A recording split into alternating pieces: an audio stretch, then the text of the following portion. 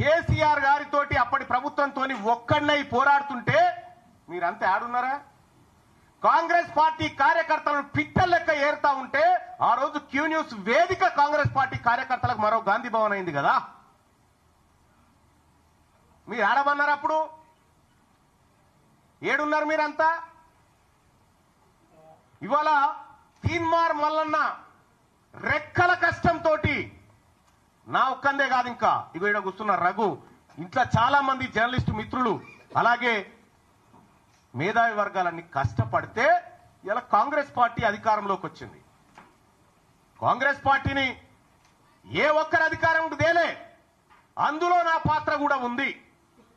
నేను 45 నియోజకవర్గాల్లో తిరిగి క్యాంపెయిన్ చేస్తే 42 నియోజకవర్గాల్లో కాంగ్రెస్ పార్టీ గెలిచింది.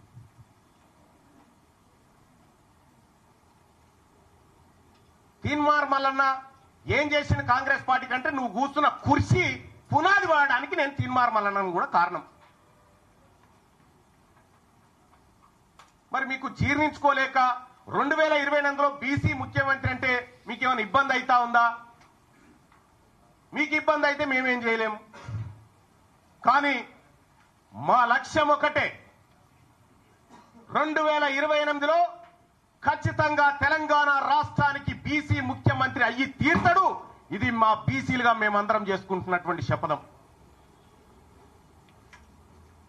పాపం అంజన్ కుమార్ యాదవ్ మాట్లాడిండు, హనుమంతరావు గారు మాట్లాడితే పార్టీ లైన్ దాటొద్దు.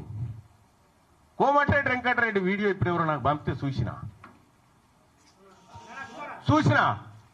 ఏమంటాడా, సిద్ధబుడ్డల వారేసిన వాళ్ళ షోకాల నోటీసు నాకు ఇస్తారా అని చెప్పని అంటా ఉన్నాడు.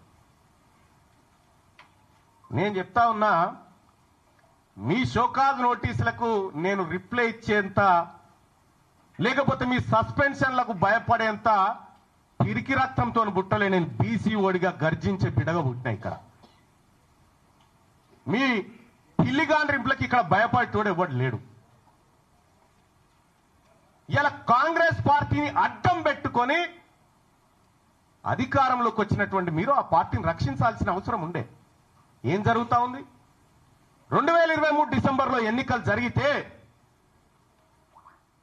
అక్కడి నుంచి మళ్ళీ 6 నెలల తర్వాత వచ్చిన పార్లమెంట్ ఎన్నికల వరకు కాంగ్రెస్ పార్టీ పరిస్థితికి ఏడుకొచ్చింది.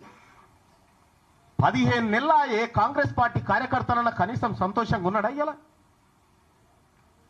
నేను చెప్తా ఉన్నా, నా గెలుపు కోసం, రాహుల్ గాంధీ గారి ఆశయం కోసం పనిచేసినటువంటి కాంగ్రెస్ పార్టీ కార్యకర్తలారా, మీ అందరికీ ఎప్పటికి రుణపడి ఉంటా. ఇవాళ మీరు కార్యకర్తలను విస్మరిస్తురి, పదవులు రాగానే మీరు పంచక తింటిరి. ఇంకా ఎంత దుర్మార్గం అంటే, కార్పొరేషన్ పదవుల లిస్ట్ వేసిరు. ఆ కార్పొరేషన్ పదవుల లిస్ట్ లో మీరు 30-33 వేస్తే అన్న జగ్గారెడ్డి గారి సతీమణికి ఒక కార్పొరేషన్ ఇచ్చిరు. అందులో ఏం రాసిరు ఎరికేనా? ఆమె పేరు ఏదో గౌడ్ అని రాసిరు, నిర్మలా గౌడ్ అని రాసిరు. ఎట్లిచ్చినట్టే గౌడ్ల కోటాలు ఇచ్చినట. ఇంకొక ఆమె నల్గొండ జిల్లా యాదాద్రి శోభారాణి గారు ఏమో, ఆమె రెడ్డి సామాజిక వర్గం, ఆమెకెట్టించి కురుమ సామాజిక వర్గంలో ఇచ్చిరట.